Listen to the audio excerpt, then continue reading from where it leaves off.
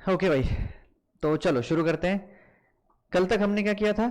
कल तक हमने किया था reflexive property of congruence, congruency देखा था, मिड पॉइंट फार्मूला देखा था, मिड पॉइंट के बारे में बताया था।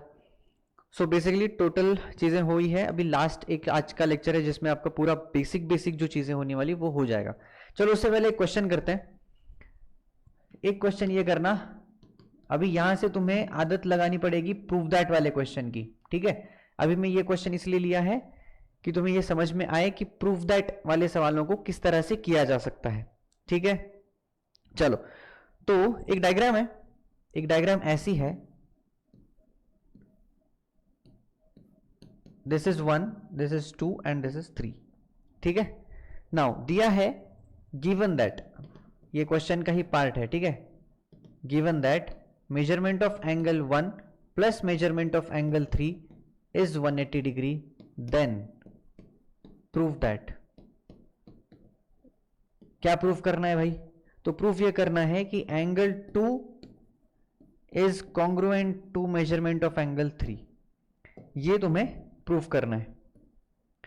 अभी क्वेश्चन जो दिया हुआ है इसको देख के तुम्हें ये याद करना है कि हमने आज तक जो सीखा है उसमें से ऐसे कौन सी चीजों का डेटा इसमें लग सकता है। ऐसे अभी जैसे हमने किया था vertical angle, linear pair of angles, हमने किया था एक्यूट नहीं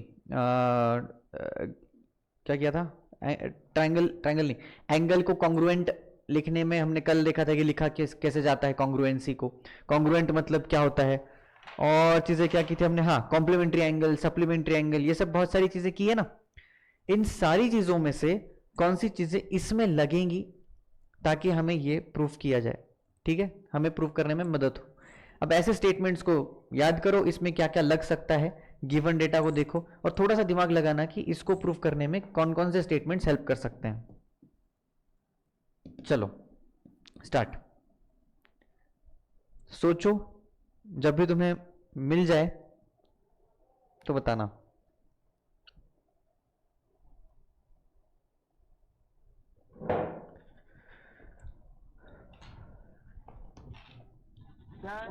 मिल गया?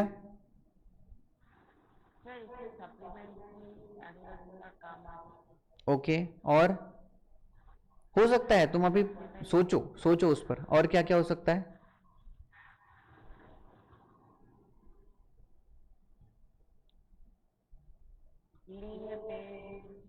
Okay, linear pair of angles, ठीक है, और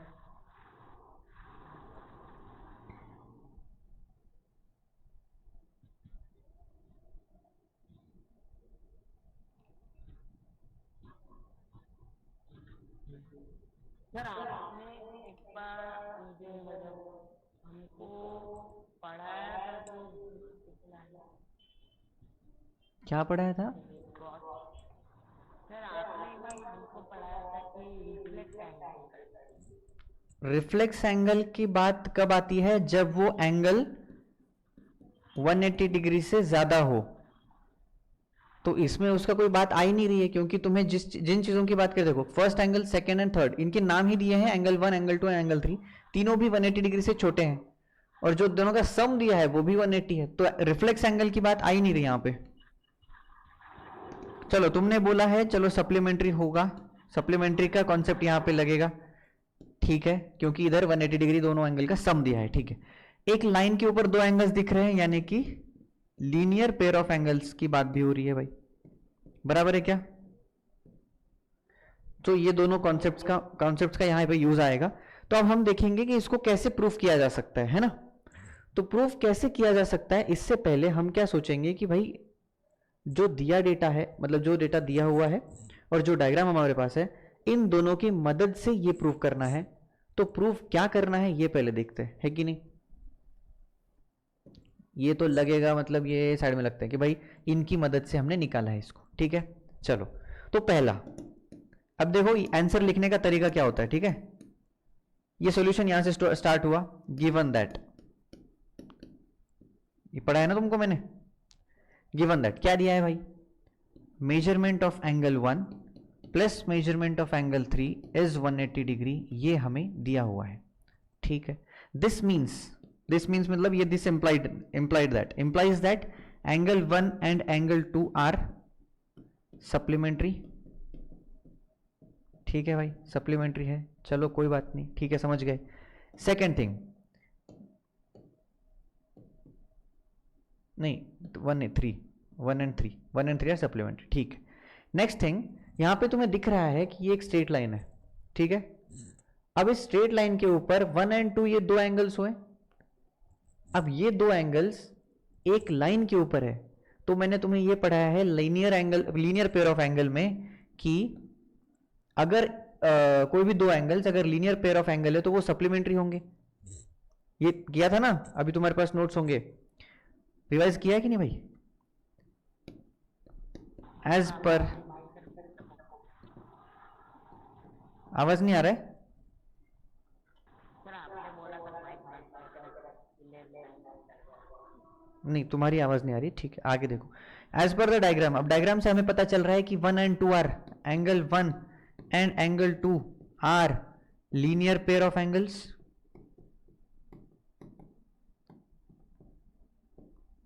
हाँ भाई, ये तो समझ में आ गया कि भाई 1 and 2 are linear pair of angles. अब यहां से मैं कह सकता हूं कि भाई जो लीनियर पेयर ऑफ एंगल्स हैं क्या वो सप्लीमेंट्री होंगे? Angle 2 and angle 2 1 and 2 are supplementary.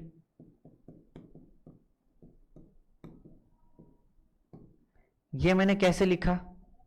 तो हम ब्रैकेट में उल्टा देयरफॉर लिखेंगे। उल्टा देयरफॉर मतलब रीजन ऑफ, रीजन बीइंग कि भाई इसका क्या क्या रीजन था, तो हम इसमें रीजन लिखेंगे। क्या रीजन है कि if two angles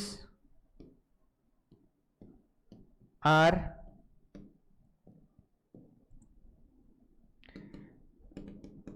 pair of linear angles, नहीं linear pair of angles ना भाई,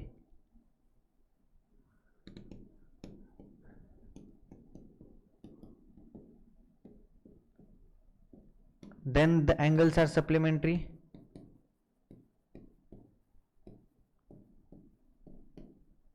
ये ऐसे अभी तुम्हें लिखना है, ठीक है, एग्जाम में, क्योंकि एग्जाम में इसी को मार्क्स हैं। क्यों? क्योंकि तुम इस स्टेटमेंट के आधार पर ये प्रूव कर रहे हो। चलो, तो यहां से हम कह सकते हैं कि एंगल 1 एंड एंगल 2 इन दोनों का सम 180 होगा। तो ये मेरा मिला दूसरा इक्वेशन। पहला कौन सा था भाई? ये पहला था। बताओ, यहां तक समझ में आई बात? हाँ, तो यूजिंग या फिर with the help of, or you can say combining equation 1 and equation 2, दोनों इक्वेशन को कंबाइन करके तुम क्या कह सकते हो कि measurement of angle 1 and measurement of angle 2 equal to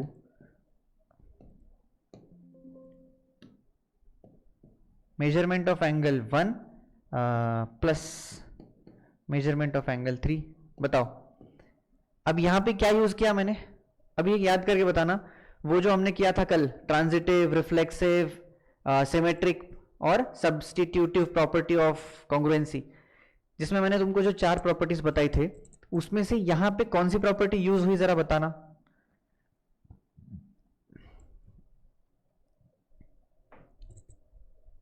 हाँ भाई, माइक ऑन करके बोल सकते हो अभी।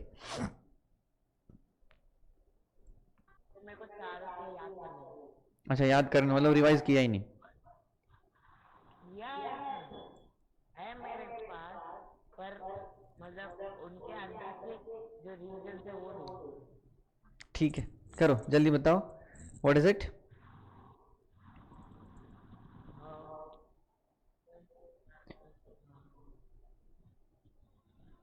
क्या किया यहां पे हमने? क्या हमने सिमेट्री दिखाई, या हमने किसी की जगह पे सब्स्टिट्यूट किया, या हमने इनडायरेक्ट रिलेशन दिखाया कि a equal to b, b equal to c, मतलब a इक्वल टू बी और c इक्वल टू b, तो क्या a इक्वल टू c होते हैं? यानी कि दिस कैन बी अंडर, हाँ,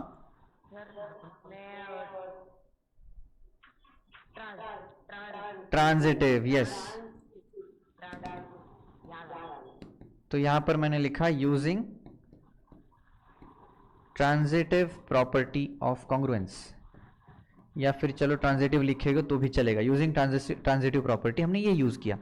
तो अब यहाँ पे सीधा सीधा पता चल रहा है कि भाई ये वन एंगल जो है वो दोनों तरफ सेम है, जब हम काटेंगे तो measurement of angle 2 equal to measurement of angle 3 बन रहा है, एंड इसके नीचे हम लिखेंगे hence proved.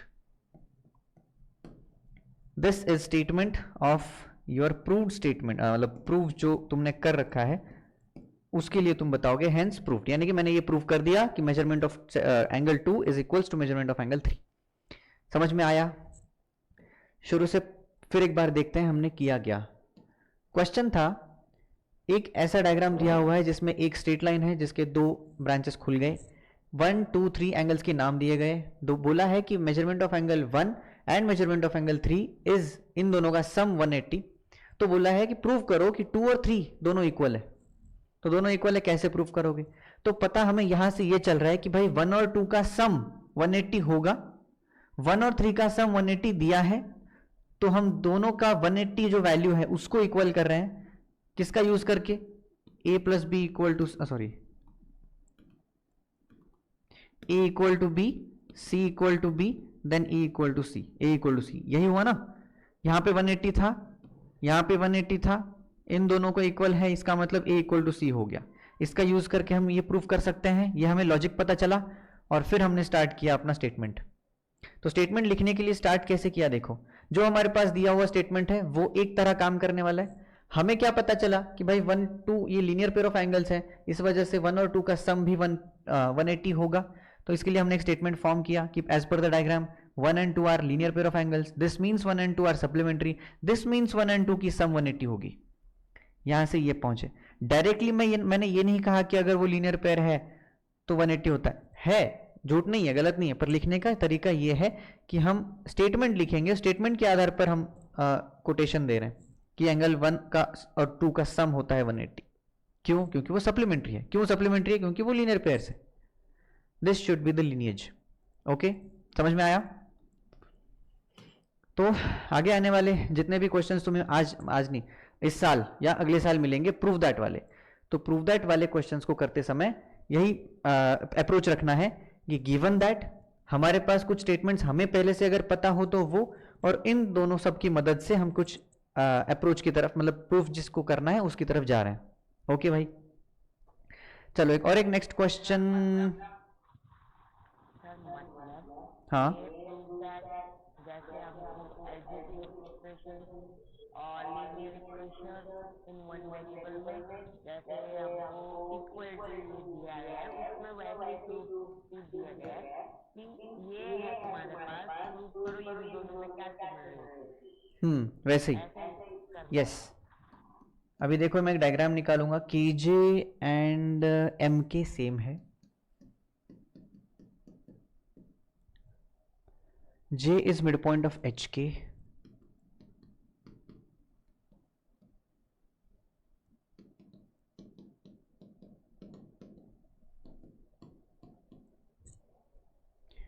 prove that HJ और MK। अभी खुद सोचो, जो हमने कल किया है मिड पॉइंट का कॉन्सेप्ट उसी पर आधारित है, HJ और MK।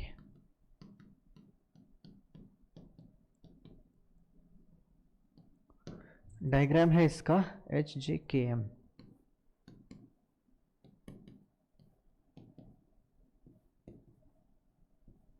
हाँ भाई,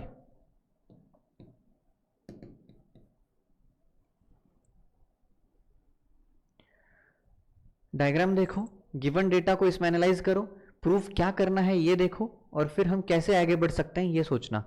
ठीक है, 3 मिनट्स, बहुत मतलब तुम्हारे लिए नया क्वेश्चन है इसलिए 3 मिनट्स।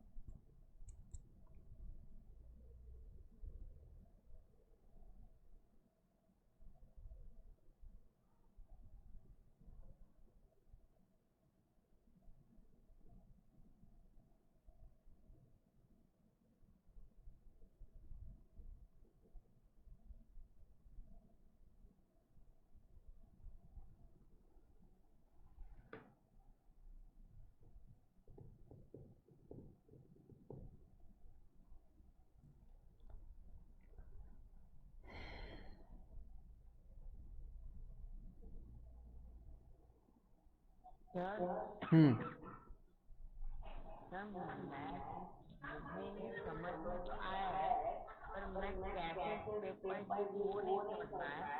पर मैं मतलब मेरे को स्टेप्स नहीं पता कि स्टेप कैसे कैसे लिखना है। पर ठीक है, मुझे समझ में आ गया। ठीक है, तुम अपना आपने एक्सप्लेनेशन दो जरा। कॉन्ग्रुएंट सर आपने कल बोला था हमको कॉन्ग्रुएंट, हाँ हाँ, उसका साइन एग्जैक्टली। हमको सिखाया था। तो ओके, आपने ये भी बोला था कि कॉन्ग्रुएंट ऐसे होते हैं, कैसे होते सेम हैं? सेम आइडेंटिटी मतलब सेम साइज और सेम आइडेंटिटी होना चाहिए। ओके, ये आपने बोला था। हाँ, तो उसके साथ एक और स्टेटमेंट भी बोला था जिसमें मैंने 1D 2D के बारे में भी बोला था, यानी कि जब पॉइंट है तो इसमें कॉन्ग्रुएंसी का कॉन्सेप्ट आता ही नहीं है, क्योंकि पॉइंट आर ऑलवेज कॉन्ग्रुएंट। जब लाइन है और ये एक दो लाइन्स है, अगर इनका लेंथ सेम है तो ये कॉन्ग्रुएंट हुए, ये भी बोला था। और मैंने इसमें साथ ये भी बोला था कि लेंथ यानी कि डिस्टेंस है ओनली, तो इसमें शेप एंड साइज, अब जैसे ये इसका शेप है और इसका एक शेप है, फॉर एग्जाम्पल ये दोनों शेप सेम है पर साइज अलग अलग है, तो वो कॉन्ग्रुएंट नहीं होंगे। पर लाइन के बारे में ऐसा है कि उसके लिए इंक्लिनेशन, मतलब वो हॉरिजॉन्टल है कि वर्टिकल है कि ऐसा टेढ़ा मेढ़ा है, ये फर्क नहीं पड़ता, इसके बारे में बात हुई थी, है कि नहीं? यानी कि हाँ यहां पर और कॉन्ग्रुएंसी की बात आपने बात कर रहे हैं ना हम, हाँ बात कर रहा हूं ना मैं, ऐसा। चलो, तो इसको शुरुआत कैसे करते हैं देखो। गिवन दैट, पहले लिख लिया भाई, गिवन दैट क्या गिवन है? केजे एंड एम के आर कॉन्ग्रुएंट। तो केजे एंड एम के आर कॉन्ग्रुएंट। अब यहाँ पे डायग्राम में दिख रहा है हमें कि ये दोनों पार्ट जो हैं वो कॉन्ग्रुएंट है। चलो इसको लिख लेते हैं, KJ is congruent to M K, KJ is congruent to M K. ठीक है भाई, समझ में आया। पहला इक्वेशन देते हैं इसको। सेकंड हमें एक दूसरा स्टेटमेंट ये भी दिया है, J is mid point of H K, J is mid point of H K. अच्छा, इसको मैं सेकंड नाम देता हूं, सेकंड स्टेटमेंट है हमारा। अब यहां से मुझे पता चलता है, दिस मीन्स यहां से मुझे पता चलता है कि फ्रॉम टू, ठीक है, from two we can say what we can say, अगर जे मिड पॉइंट है तो मैंने क्या बोला था कि किसी भी लाइन सेगमेंट का मिड पॉइंट उस लाइन सेगमेंट को दो इक्वल हिस्से में बांटता है, इक्वल यानी कि कॉन्ग्रुएंट हिस्सों में बांट रहा है ये। तो क्या एच जे एंड जे के, देखो एच जे एंड जे के क्या कॉन्ग्रुएंट हो सकते हैं? क्योंकि वो मिड पॉइंट है, कौन? जे। तो जे ने एच के को आधे हिस्सों में बांटा है, तो एच जे एंड जे के दोनों कॉन्ग्रुएंट हुए। यहां पे लिखेंगे एज क्या? Mid point. ये हमने स्टेटमेंट अपने बोर्ड में लिखा है, तो वो नोट से उस, और हाँ, हमने सारे स्टेटमेंट्स ऐसे ही लिखे हैं जो यूज आने वाले हैं, तो वो उनको देख के पूरा याद होना चाहिए तुमको सारा, ठीक है। As mid point of a line segment, यही लिखा है ना भाई, divides the line segment in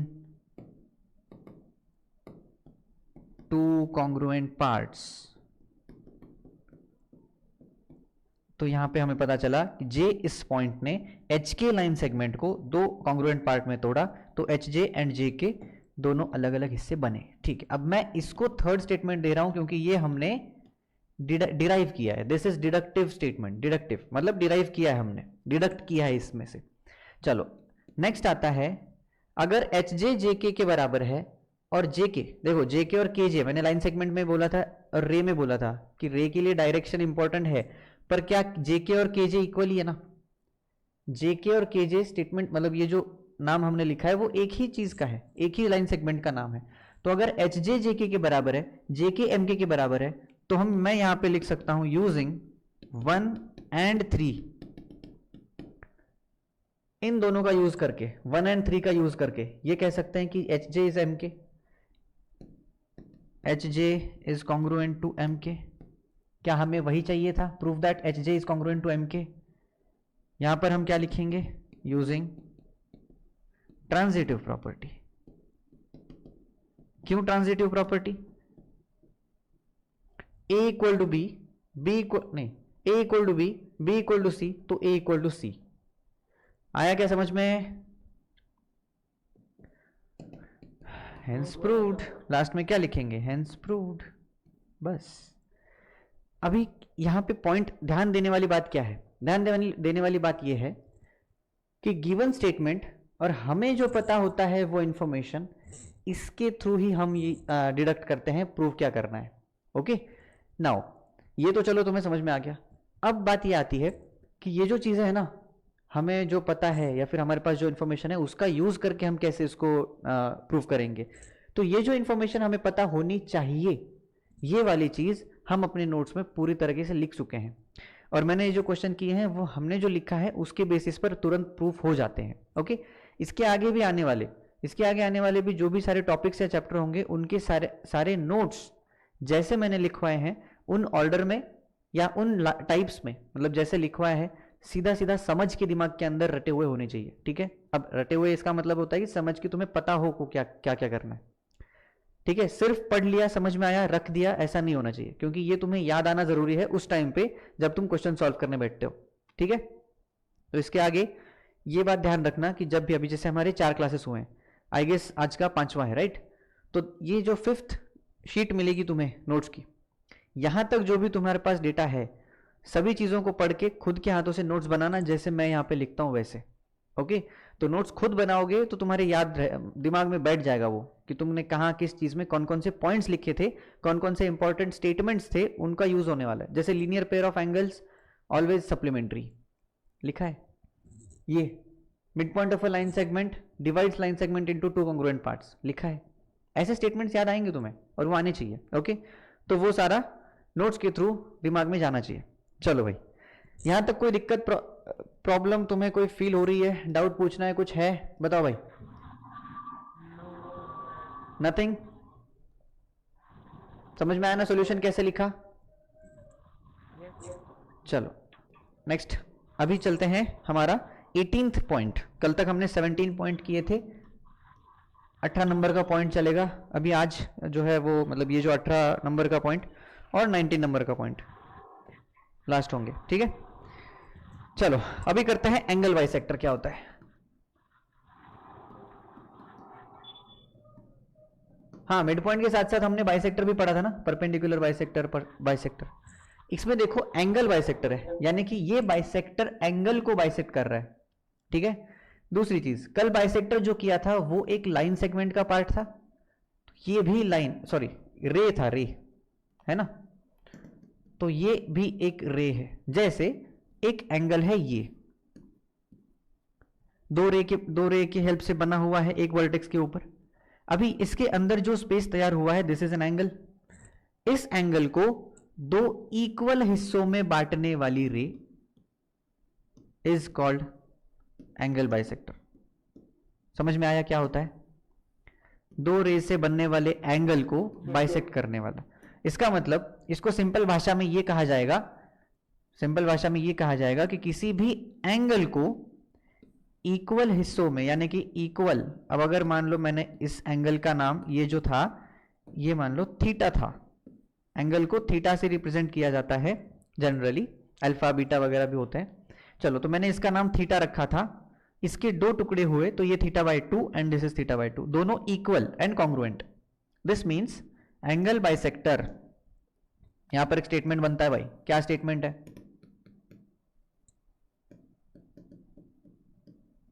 angle bisector divides angle angle into 2, कैसे हिस्से हैं बताओ भाई, 2 स्टेटमेंट जल्दी, very nice very nice, congruent angles. हाँ,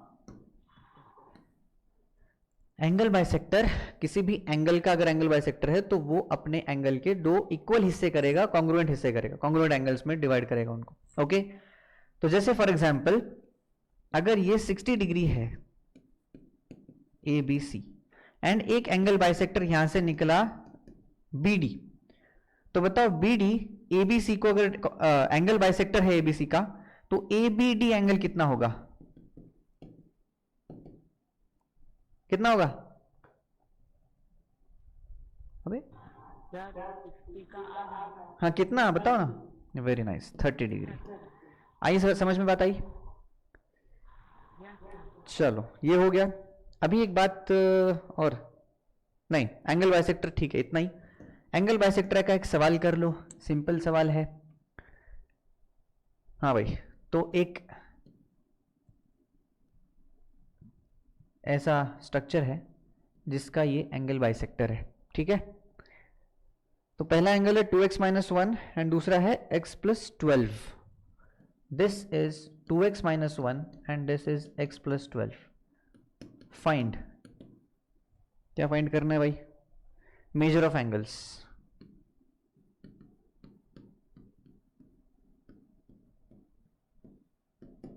चलो बताओ।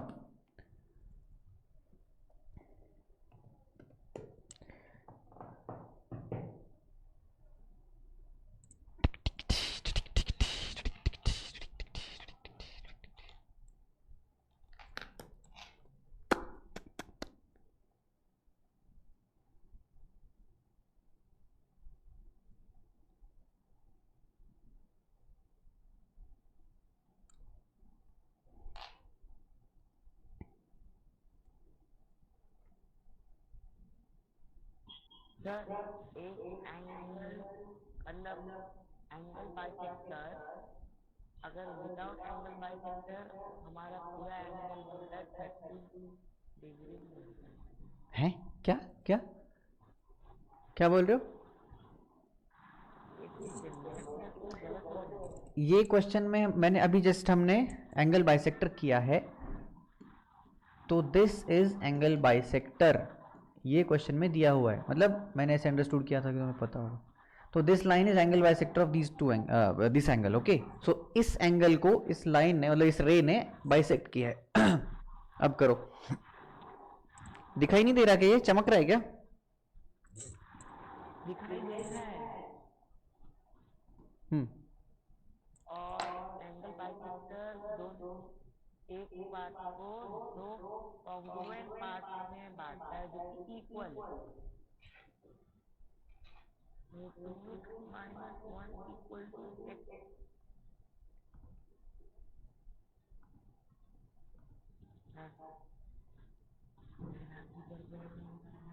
पेपर पे करो, पेपर पे।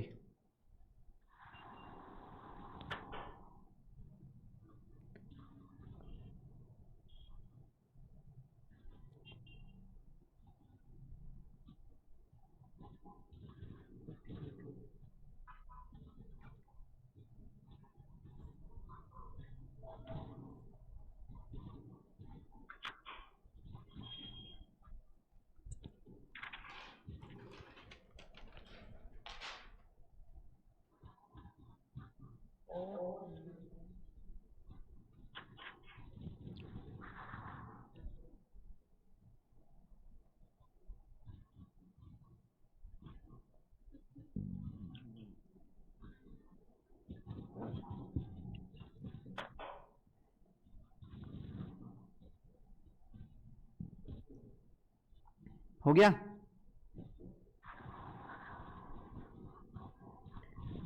क्या कर रहे हो भाई? दिखाओ जरा क्या किया, पेपर पेपर पे क्या किया दिखाओ।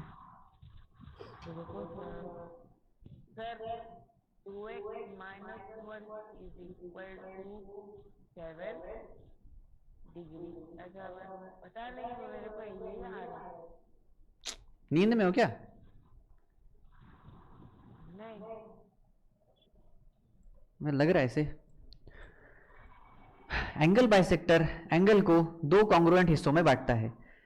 एंगल को दो कॉन्ग्रुएंट हिस्सों में बांटता है, तो अगर मैं इसको टेक्निकल भाषा में, मतलब पूरा पेपर की भाषा में अगर लिखना हो, मैं अभी नहीं चाहता वो, अभी हमें सिर्फ एंगल फाइंड करना है, जिसका लॉजिक बताऊंगा। भाई दो कॉन्ग्रुएंट अगर पार्ट में बांटा है तो दोनों इक्वल होंगे। Linear equation in one variable. Solve करना नहीं आता तुम्हें? हैं? क्या देख क्या रहे थे? मतलब एक्स एक्स कैंसिल हो गया, वन उधर चला गया, एक्स इक्वल टू 13। अगर एक्स इक्वल टू 13 हुआ है तो तुम्हें क्या पूछा है? मेजर ऑफ एंगल्स पूछा है। यहां पे 13 डाल दो। 2x प्लस 1, 2x माइनस 1, जिसमें 2 इंटू एक्स की वैल्यू 13 है, माइनस 1, 26 माइनस 1 25 डिग्री। वेरीफाई करो क्या इधर मैं 12 डालूंगा 13 डालूंगा तो क्या ये 25 बन रहा है। 13 प्लस 20 12 दैट इज 25। हाँ भाई दोनों 25 25 मिल रहे हैं, इसका मतलब मेरा ये आंसर सही है। तो एंगल्स क्या हुए, एंगल्स आर 25 डिग्री 25 डिग्री। क्या था इस क्वेश्चन में भाई इतना सोचने लायक।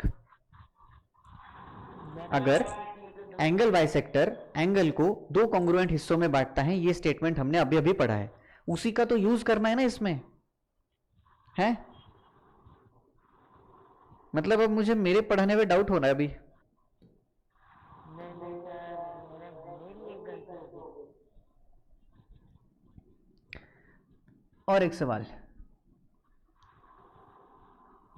ये वाला मैं कर दूंगा। ये एक स्ट्रेट लाइन है, this is angle 1 this is angle 2 और ये जो ग्रीन तुम्हें कलर दिखता है क्या उसमें, किस दो तीनों सेमी कलर दिख रहे हैं, तीनों सेम कलर। हैं तीनों सेमी दिख रहे हैं। Same colour. अच्छा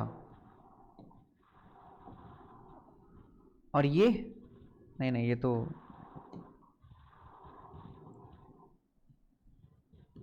नहीं सेम कलर। रुक जाओ रुक जाओ, अभी कुछ अच्छा दिखाई नहीं दे रहा अभी पतला दिखता है। पतला ठीक है जो है वही रखते हैं अभी, छोड़ो।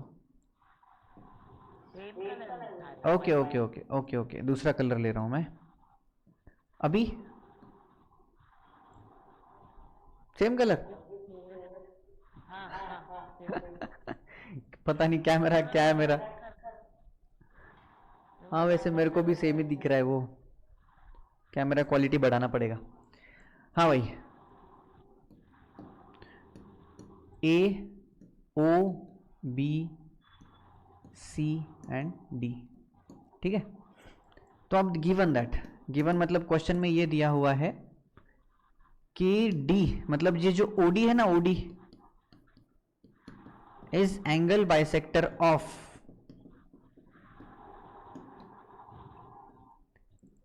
AOC, ठीक है। एंगल AOC का एंगल बाइसेक्टर है OD and angle 2 is complement of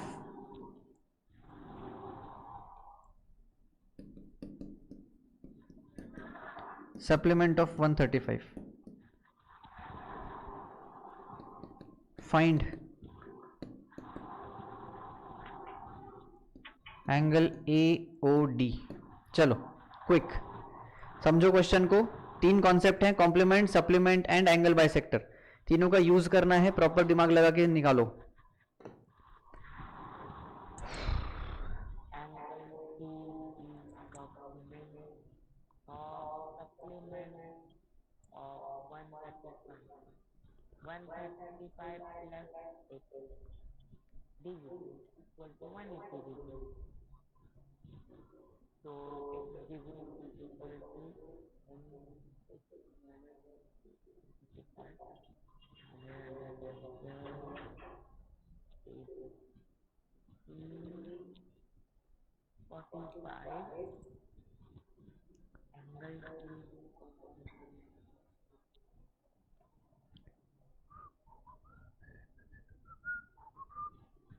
45 AOD.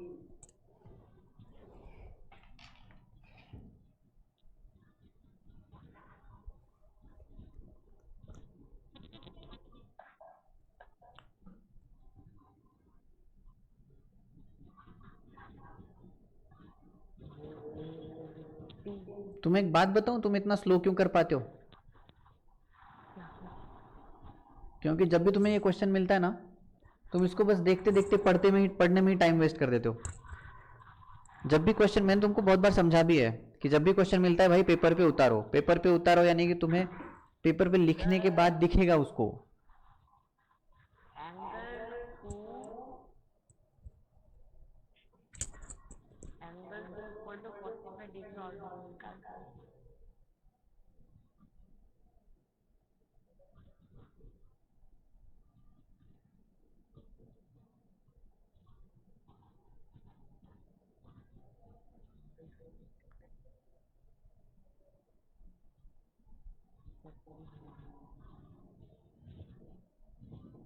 अगर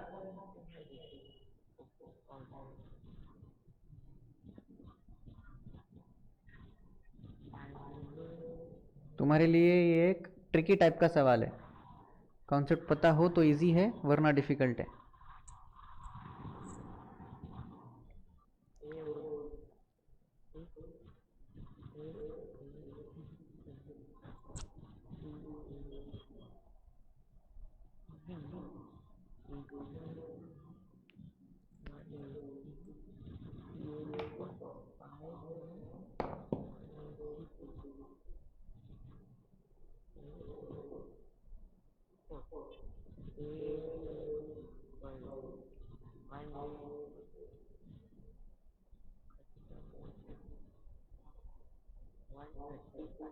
निकल गया 135।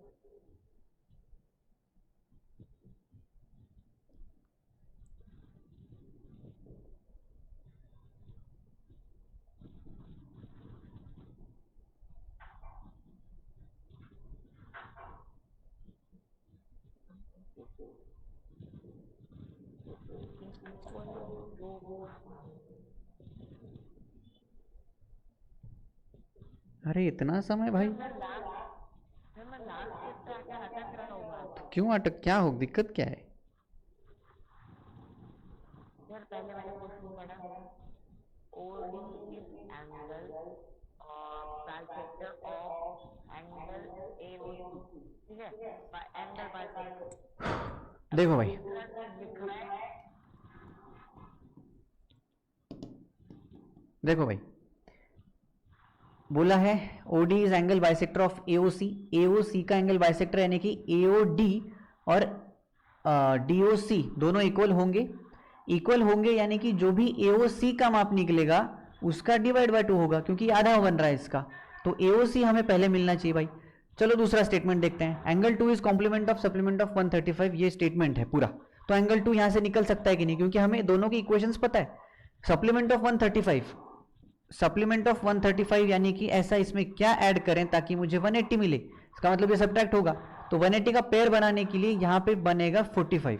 अच्छा भाई, सप्लीमेंट ऑफ 135 मिला 45, अब ये 45 का क्या है, कॉम्प्लीमेंट, कॉम्प्लीमेंट ऑफ 45 यानी कि बनना चाहिए 90, 90 माइनस 45 होता है 45, इसका मतलब क्या, एंगल 2 मिला 45। चलो ठीक है, मिला भाई 45। अगर ये 45 मिला तो लीनियर पेयर ऑफ एंगल से मुझे ये पता चल रहा है कि ये पूरा जो एंगल है ये 180 माइनस 45 बनेगा, और हमें पता है कि 180 माइनस 45 135 होता है, तो 135 इसका एंगल हुआ, किसका, एंगल AOC इज 135, जबकि एंगल बाइसेक्टर है AOC का AOD है ना, AOD जो है वो बाइसेक्ट करने के बाद बना हुआ एंगल है, तो क्या angle AOD equal to 135 divide by 2, क्या है इसमें 67.5। तो पॉइंट में आंसर निकलेगा।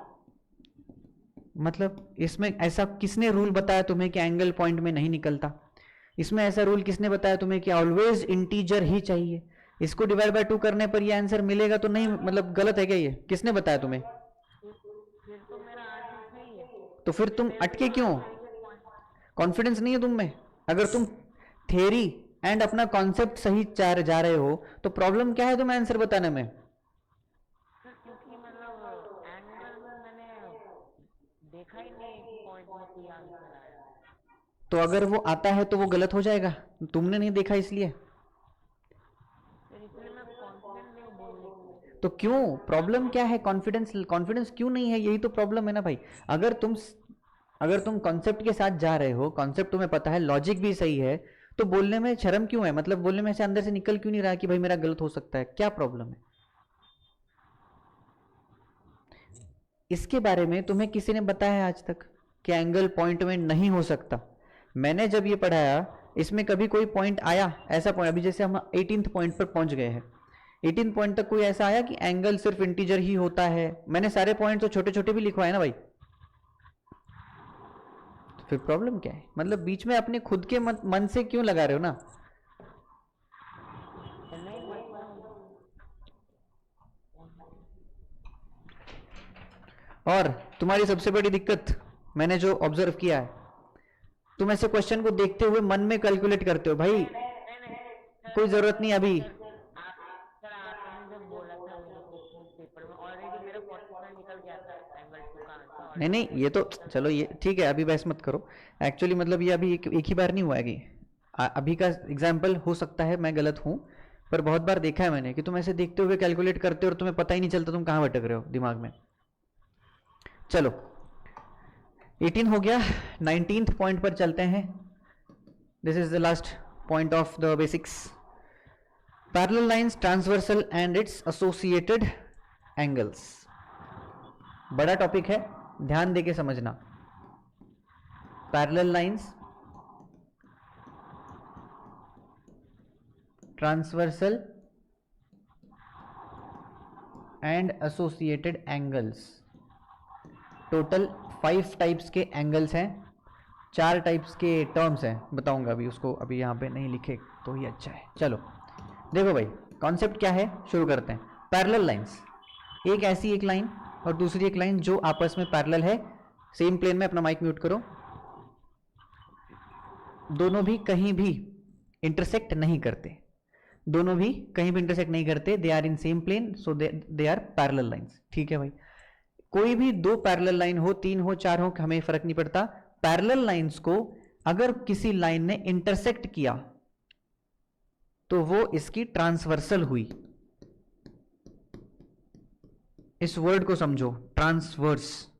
ट्रांसवर्स यानी कि एक के पार दूसरी तरफ जाना, यानी कि दोनों लाइंस को छेड़ते हुए, दोनों लाइन को चीरते हुए ये लाइन आगे बढ़ रही है, that is transversal.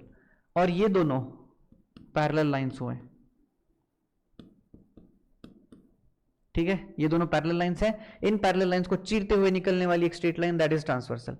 2 parallel lines और more than 2 parallel lines can have more than 1 transversal, यानी कि इसके कितने भी ट्रांसवर्सल हो सकते हैं। अगर मैं ऐसे पैरेलल लाइंस खींचूं, कितने भी ट्रांसवर्सल्स हो सकते हैं, ठीक है, जरूरी नहीं कि एक ही ट्रांसवर्सल हो।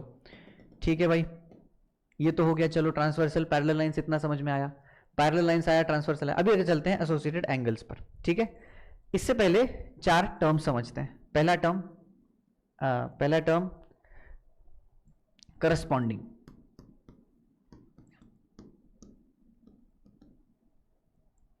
क्या होता है देखेंगे, पहले वर्ड का मीनिंग समझते हैं। करस्पॉन्डिंग यानी कि, अब तुमने कभी वर्ड सुना है, मतलब ऐसा सेंटेंस यूज करते हैं कि तुम्हारी जिस दिन एग्जाम है, for example your exam on the day Tuesday is of the corresponding. नहीं, ऐसा सब्जेक्ट, ऐसा सेंटेंस नहीं बन रहा है। मतलब ऐसा है, पहले तो इसके बारे में समझो, ये जो टॉपिक है ना, हाँ हाँ, बचपन में भाई तुमने इससे आधी चीजें पढ़ी है, मिड पॉइंट भी पढ़ा था, एंगल्स भी पढ़ा था, आधी चीजें पढ़ चुके हो। पर हम पूरा 0 से बेसिक शुरू किए हैं, इसलिए ज्योमेट्री में ये टॉपिक आएगा। देखो, करस्पॉन्डिंग का मीनिंग होता है रिलेटेड टू। रिलेटेड टू यानी कि किसी के संबंध में as it is, related to likewise, ठीक है, यानी कि सिमिलर चीजों में रिलेटेड होना। सिमिलर चीजों में रिलेटेड होना यानी कि, चलो ठीक है, वर्ड का मीनिंग समझते हैं सिर्फ, अभी ज्यादा मैं तुम्हें डिटेल इसमें नहीं समझाऊंगा, बाद में समझाऊंगा वो। दूसरा है इंटीरियर। एंगल में इंटीरियर एक्सटीरियर किया था ना भाई, इंटीरियर एक्सटीरियर जैसे एंगल्स में किया था, सिमिलर इसमें आएगा। मीनिंग सेम है। इंटीरियर यानी कि अंदर का हिस्सा, एक्सटीरियर यानी कि बाहर का हिस्सा। जो बाहर की ओर है वो एक्सटीरियर, जो अंदर की ओर है वो इंटीरियर। Fourth, alternate. ऑल्टरनेट में देखना, ALTER, इस वर्ड का मीनिंग होता है अलग, दूसरा, ठीक है। अब ऑल्टर से बहुत सारे वर्ड्स हैं। तुमने कभी ये सुना है कपड़ों को ऑल्टर कराना है, सुना है कभी? हाँ, ऑल्टरनेटिव। ऑल्टरनेटिव यानी व्हाट, दूसरा option. You have alternative to choose the next road, मतलब तुम्हें दूसरा रोड चूज करने का ऑप्शन है, यू हैव एन ऑल्टरनेटिव। ये सुना है कभी? ऑल्टरकेशन नहीं सुना होगा तुमने, ऑल्ट्रेशन तो मैंने बता दिया, ऑल्टरनेटिव है, ऑल्टरनेट, बस ठीक है, इतने। मतलब सभी वर्ड्स में जहां जहां ऑल्टर आ रहा है ना, उसमें होता है दूसरा चीज, ठीक है। एक वर्ड होता है ऑल्टरकेशन, ठीक है। ऑल्टरकेशन यानी कि झगड़ा। ऑल्टरकेशन वर्ड का मीनिंग होता है झगड़ा, ठीक है। तो ऑल्टर मतलब क्या है, दूसरा या फिर अलग। तो जो अलग थॉट्स रखने वाला इंसान है उसके साथ तुम्हारा अगर उन अलग थॉट्स की वजह से झगड़ा हो जाए तो दैट इज ऑल्टरकेशन। ओके, तो छोड़ो वो बात, इंग्लिश में चलेंगे हम। हाँ, तो अल्टरनेट का मतलब क्या हुआ, अलग, दूसरा, ठीक है। ये भी तुम्हें जब समझाऊंगा समझ में आएगा। और क्या टर्म है, हाँ, और एक पांचवा टर्म है जिसको बोलते हैं कॉन्जिक्यूटिव। कॉन्जिक्यूटिव यानी कि लगातार, लगातार आने वाला। Consecutive words, consecutive numbers. Consecutive numbers कौन होते हैं, 1 2 3 4। Consecutive even numbers 2 4 6 8। Consecutive odd numbers 3 7 sorry 3 5 7 9। Consecutive prime numbers 2 3 7 11 13। इसमें 5 आया ना भाई, अगर इसमें 5 नहीं होता तो ये कॉन्जिक्यूटिव नहीं होते। सो कॉन्जिक्यूटिव यानी कि लगातार, लगातार आने वाले, ठीक है। इतना सिर्फ वर्ड्स की मीनिंग समझ में आ गए हो तो हम आगे बढ़ते हैं। आ गए क्या वर्ड समझ में, बताओ। हाँ भाई, चलो नाउ एसोसिएटेड एंगल्स। अभी जो मैंने पिछले टॉपिक मतलब पिछले पेज पे जो लंबा लाइन लिखा था, parallel lines, transversal and associated angles, तो हम अभी एसोसिएटेड एंगल्स में जाएंगे। एसोसिएटेड एंगल्स में पहला करस्पॉन्डिंग एंगल्स।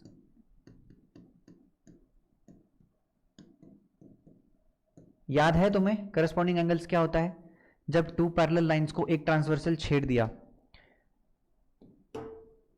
तो करस्पॉन्डिंग एंगल्स तुम्हें पता है कि मैं बताऊं, बताओ बताओ बताओ जल्दी भाई।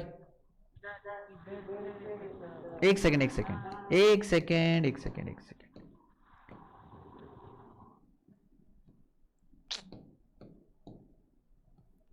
हाँ, तो अभी मैं यहां पे नाम दे रहा हूं A B C D E F and G H. हाँ भाई बताओ, करस्पॉन्डिंग एंगल्स में कौन से एंगल्स करस्पॉन्डिंग है, तुम्हें याद है। हाँ, एंगल बी और एंगल एफ, एंगल डी और एंगल एच, एंगल सी और angle D. Very good, these are corresponding. कैसे करस्पॉन्डिंग हमने कैसे बताया भाई, तो देखो करस्पॉन्डिंग का मतलब होता है रिलेटेड, रिलेटेड टू सेम, मतलब लाइक वाइज। तो यहां पर एंगल तुम्हें दिखेगा ये चल रहा है ना, इसी तरह दूसरा एंगल देखो पैरेलल लाइन है यहां पे बनाया है, तो ए और ई सेम हुए, ठीक है। ए ई ये एक पेयर हुआ करस्पॉन्डिंग एंगल का, बी एफ ये हुआ डी एच, जैसे तुमने सही बताया। चलो अब इसमें एक स्टेटमेंट ये है कि करस्पॉन्डिंग एंगल्स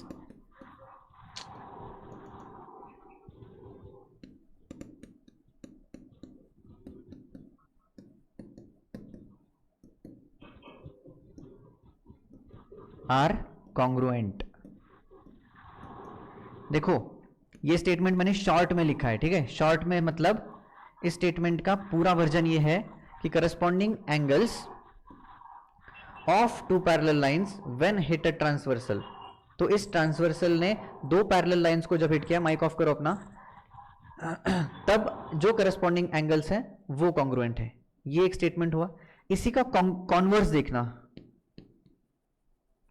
इसका converse, if two angles of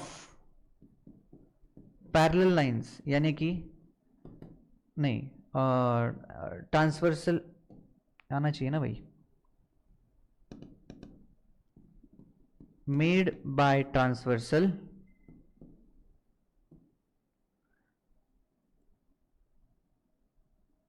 एक सेकेंड थोड़ा सा उल्टा हो रहा है, जस्ट अ सेकेंड स्टेटमेंट देखने दूं।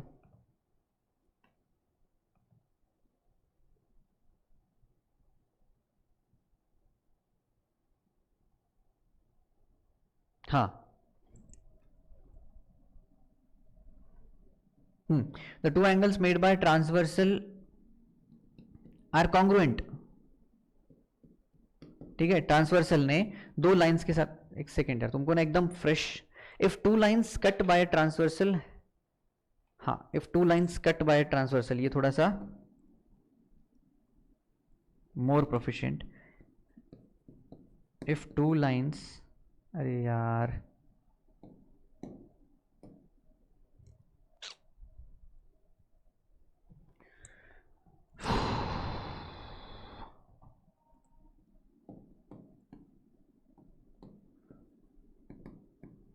cut by a transversal are have congruent corresponding angles.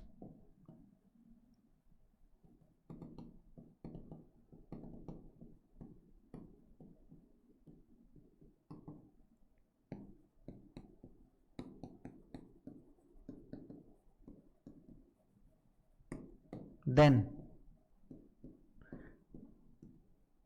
two lines are parallel.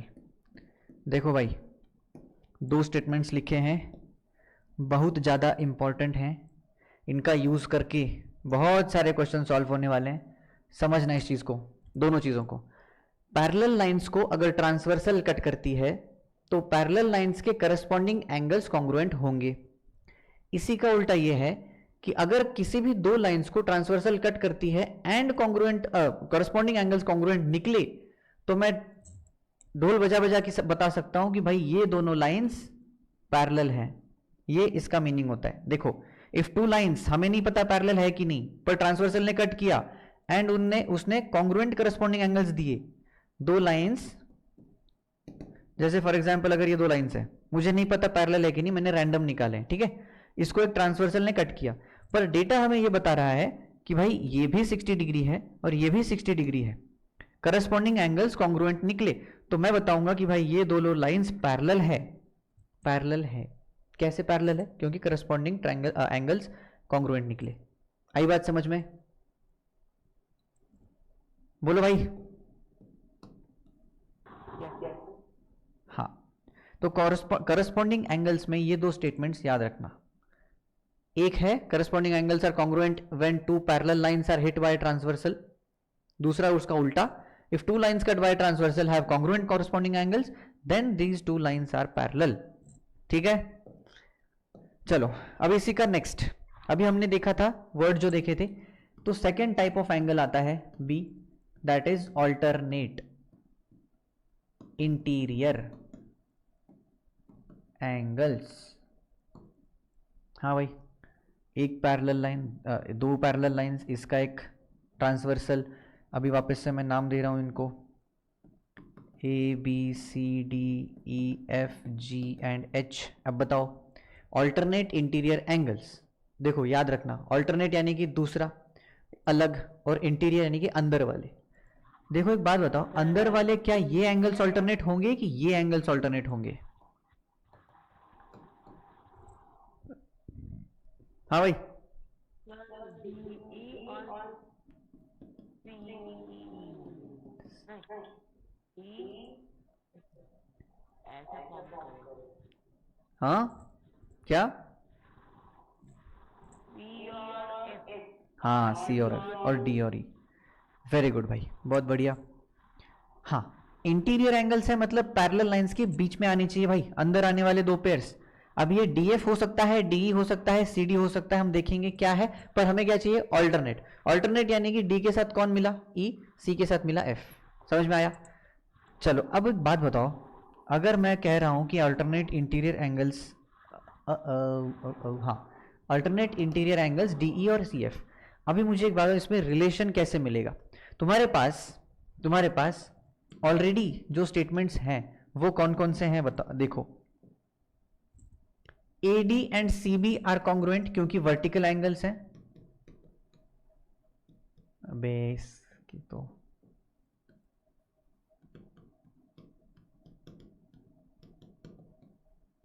हाँ भाई, वर्टिकल एंगल्स का एक कॉन्सेप्ट है। दूसरा तुम्हारे पास लीनियर पेयर ऑफ एंगल्स का एक कॉन्सेप्ट है, हमने पढ़ा है ना अब तक। तीसरा तुम्हारे पास करस्पॉन्डिंग एंगल्स का कॉन्सेप्ट है। ठीक है, चलो अब इन तीनों की मदद से हमें एक रिलेशन बिल्ड करना है सी एफ और डीई में। ठीक है, बताओ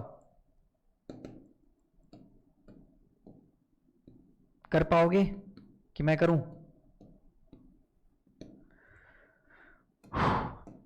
देखो भाई, ए बी लीनियर पेयर है, सी डी भी लीनियर पेयर है।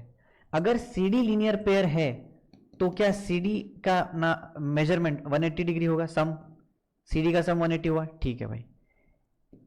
A D sorry vertical angle है, दोनों इक्वल है, सी वर्टिकल एंगल है बी के साथ, दोनों इक्वल है। बताओ क्या ये मैं डायरेक्टली लिख सकता हूं क्या? वर्टिकल एंगल्स दो लाइंस कट कर रहे हैं यहाँ पे, एक ट्रांसवर्सल और एक पैरेलल लाइन है, तो दो लाइंस कट कर रहे हैं यानी कि एडी और बीसी, एडी और बीसी दोनों इक्वल हुए, ठीक है भाई। सीडी ये सीडी 180 हुआ, उसी तरह एसी भी 180 हुआ, उसी तरह एबी भी 180 हुआ, एंड उसी तरह बीडी भी 180 हुआ। चारों supplementary linear pair of angles, vertical pair of angles. बताओ यहां तक ठीक है? अरे ठीक है क्या? ओके, नाउ करस्पॉन्डिंग का बताओ भाई, A E B F C G D H, A E B F C E and D H, इतने समझ में आ गए? बताओ आ गए क्या? अभी हमें चाहिए ऑल्टरनेट इंटीरियर एंगल्स, यानी कि सी एफ और ई डी।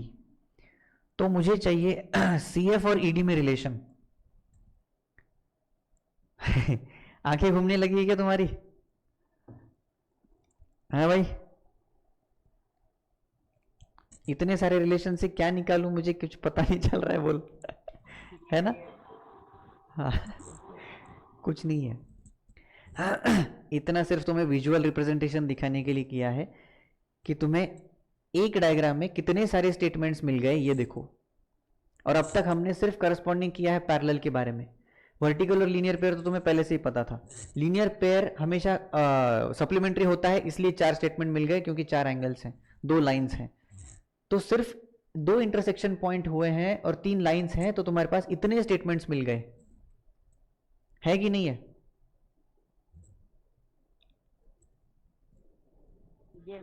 तो ऐसा ही तुम्हें निकालना, मतलब निकालने की जो आदत है ना, वो अब से लगनी चाहिए भाई। चलो अभी थोड़ा सा आगे चलते हैं। अब देखना क्या ए ई, अच्छा यहां से उठाता हूं मैं, देखो किधर गया रे, हाँ ये ए इक्वल टू ई, ठीक है, और ए इक्वल टू ई हो गया, ए और सी 180 ये हो गया, और सी और डी। अब देखो सी और डी के बारे में भी कहां लिखा है, यहां लिखा है। इन तीनों स्टेटमेंट को उठा रहा हूं मैं, ठीक है, इन तीनों स्टेटमेंट को उठा रहा हूं। इसका मतलब C plus D equal to 180, A plus C equal to 180, A equal to E, और देखो मुझे ये पता चल रहा है कि भाई ई एफ जो है ना, ई एफ,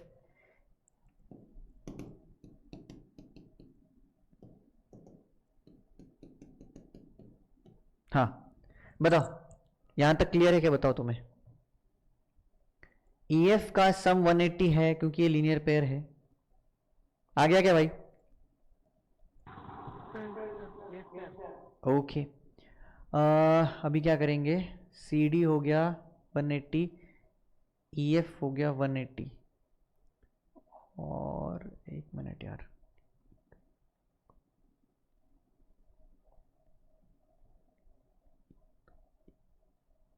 हाँ चलो अभी देखो इन दोनों स्टेटमेंट को, C plus D equal to 180, A plus C equal to 180, क्या मैं दोनों को इक्वल कर दूं?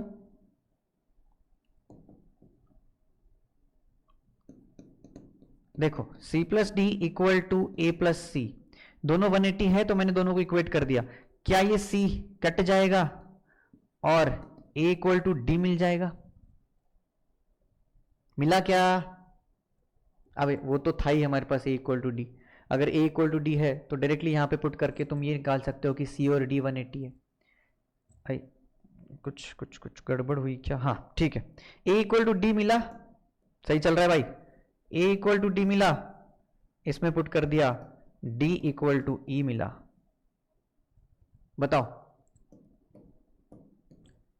क्या D इक्वल टू E हमारा अल्टरनेट इंटीरियर एंगल है?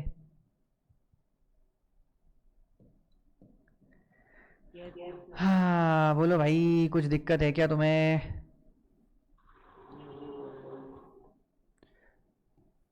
तो मैं जो अननेसेसरी है ना इसमें पूरा उड़ा दे रहा हूँ अभी। चलो देखो, C plus D equal to 180 और A इक्वल टू डी, तो A इक्वल टू E कहाँ से मिला? कुछ समझ नहीं आ रहा तुमको, है ना? है कि नहीं भाई? चलो एक काम करो, क्या क्या?